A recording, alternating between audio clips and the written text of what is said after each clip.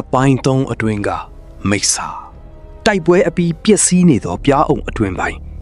ဇာရာလေးကသူမရဲ့တောက်ပနေစေဖြစ်တဲ့အမှတ်အသားကိုအဝတ်စုပ်တစ်ခုနဲ့အတင်ပတ်ပြီးဖုံးကွယ်ဖို့ကြိုးစားနေပါတယ်ပြားနာသည်များဤညီးတွားတာနဲ့ဝေးကမှပောက်ကွဲတဲ့အချို့ကဝမ်းနည်းကြည်ကွဲပွဲရှိပါတယ်ကျမကြောင့်အားလုံးပျက်စီးကုန်ပြီ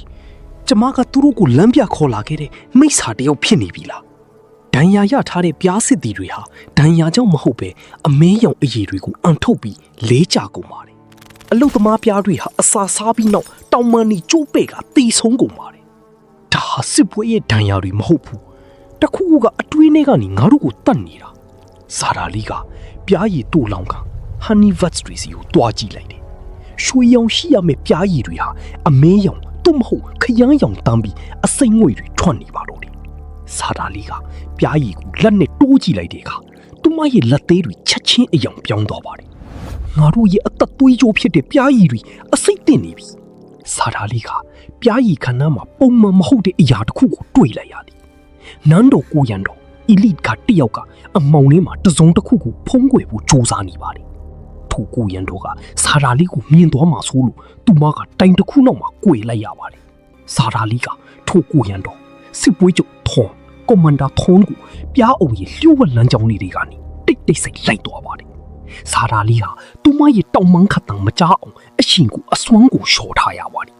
နှလုံးခုန်တာနည်းအတူတူးညင်းတို့ချီသမျှဟာစိတ်လှရှားစရာကောင်းပါတယ်လမ်းဆုံးမှာကိုရန်တော်ထုံးကလက်ကြေကုန်းနဲ့တုံးနဲ့ထူးဆန်းတဲ့စက်ပစ္စည်းတစ်ခုကိုကင်ထားပါတယ်သူကအဲ့ဒီစက်တွေကအမင်းရောင်အည်တွေကိုနောက်ဆုံးကြံနေပြားရည်တန်တန်လေးကိုထိုးထည့်နေပါတယ်ဘယင်မကြဆုံးမှာပဲကဘာတိတ်ကစတည်နိုင်မှာဇာရာလီကအံ့ဩလုံးလို့အသက်ရှူမွားသွားစေ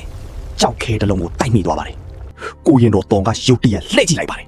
ဇာရာလီကနှရံကပ်ပြီးငြိမ်နေရပါတယ်တုံရဲ့ဓားဖျားကဇာရာမျက်နှာနာအထိရောက်လာပါတယ်တုံထွက်သွားပြီးနောက်ဇာရာလီကသူ့ချန်ထားခဲ့တဲ့ပလင်းကုန်ကိုကောက်ယူကြည့်လိုက်ပါတယ်ပလင်းပေါ်မှာနကြေခေါင်များရဲ့အင်ပါယာအမှတ်တစိပါနေတာကိုတွေ့လိုက်ရပါတယ်ဒါက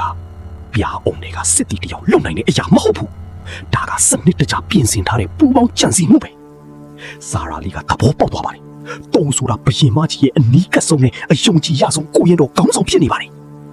ဇာရာလီကဘယင်မကြီးရဲ့နန်းဆောင်ဘက်ကိုကြည့်လိုက်ပါတယ်အဲ့ဒီမှာတုံကအဆောင်တွေကြားလေးကနေဘယင်မကြီးစီကိုအေးအေးဆေးဆေးပြန်ဝင်သွားတာကိုတွေ့လိုက်ရပါတယ်ညနေချိန်မှာတော့ဇာရာလီကဘယင်မကြီးရဲ့နန်းဆောင်တကားဝါကိုလှမ်းကြည့်နေပါတယ်တုံကသူ့ရဲ့ဓာတ်အိမ်ထဲမှာတမြောင်တလက်ကိုဝတ်ပြီးဘယင်မကြီးရဲ့အိတ်ဆောင်လေးကိုတိတ်တဆိတ်ဝင်သွားပါတယ်ဇာရာလီကဓာတ်စီဖို့ကြိုးစားပြီးမြင်အခြားကိုရင်တော်တွေကသူ့မှာကိုလမ်းပိတ်ထားကြပါတယ်ဒီညငါတို့ရဲ့မေတော်တေးဆုံးတော့မေတုံကဓာတ်ကိုဆွဲထုတ်လိုက်ပါပြီPart 4 coming